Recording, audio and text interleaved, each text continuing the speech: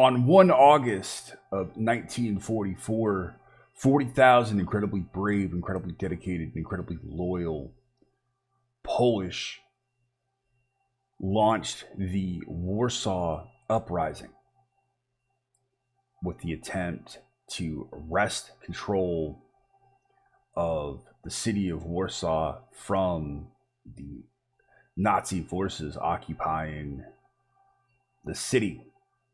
Facing them in the city itself was 15,000 Nazis, to include armor and artillery. In the hands of the insurgents, a mere 2,500 small arms. So they were far lesser equipped and unknown as far as intelligence goes. They attempted to launch the attacks at 5 p.m. or 1700 local time. And unfortunately, due to the poor planning of the operation, several of the units became engaged before the operation was supposed to commence, and it spoiled some of the surprise of the attack. I was asked by a longtime subscriber and Patreon Film Odyssey, who is Polish, to do a video today for Laibach's Warszawa EP.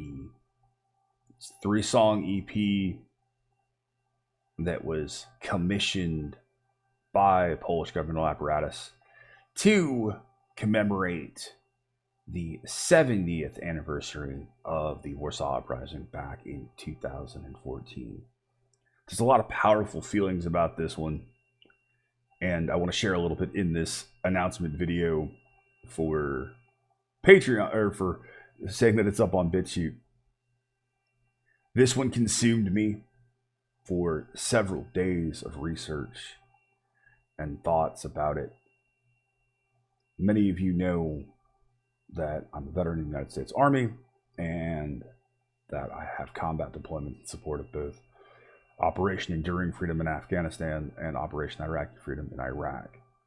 So, looking at this from a military perspective, looking at it from an operational perspective, from a planning perspective, it's really been hard for me to wrap my head around this. And understanding what the current political government in Poland has to say about it, it's hard as well. This is a tough one. I can't truly understand, beyond making a political statement, what attempting to take Warsaw was going to do. It served no true strategic or tactical objective. And anytime you attack a defended position, it's 15,000 becomes 30,000, because you're dealing with a unit that's in control and in fortified entrenched positions. And when you have 2,500 weapons among 40,000 insurgents versus 15,000 well-armed troops with tanks, armor, and artillery, and the ability to call in both reinforcements and air support, both tactical and strategic, it's not good against the attacking force. More so with the Nazis facing the Polish, because they'd already decided to annihilate the city. So they no longer cared about collateral damage, and they did not care about the citizenry of Warsaw. Unfortunately, estimates claim over 200,000 Polish civilians were killed during the Warsaw Uprising, as well as 20,000 insurgents, 15,000 being captured.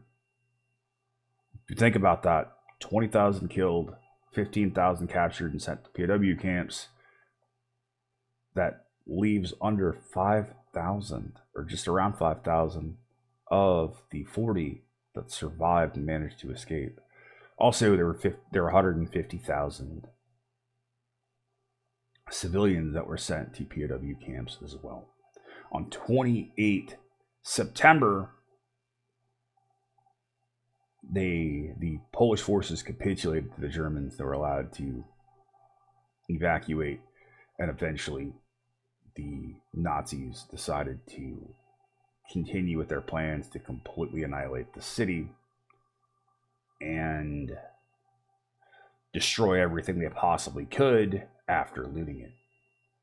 On 17 January of 1945, the Soviet Army and General Bering's Polish First Army entered the deserted ruins of Warsaw.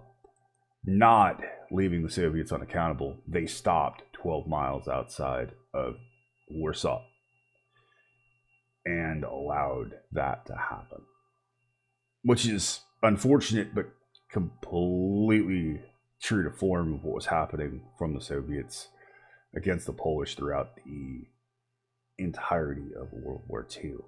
There was a lot of grievance from the Soviets towards the Polish. And that's time for another video, and one that I would certainly do more research on and put up on BitChute as opposed to YouTube. An incredibly brave thing from the 40,000 Polish insurgents that launched this attack, knowing that they were probably going to die, and knowing that, quite honestly, the operation had very little chance of success.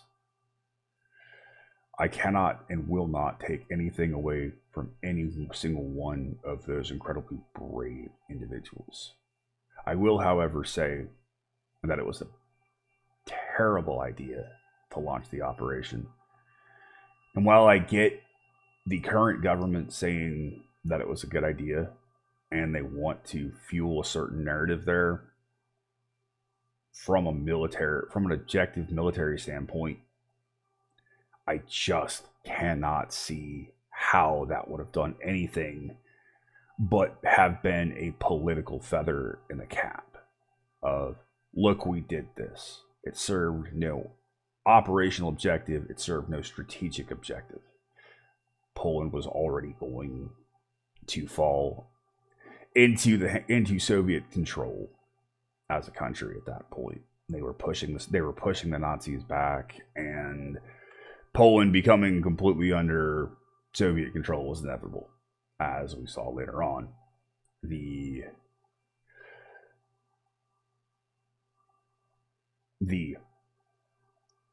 insurrection, the uprising at Warsaw did nothing to help advance that cause. So this may be unpopular for me to say, and that's completely okay.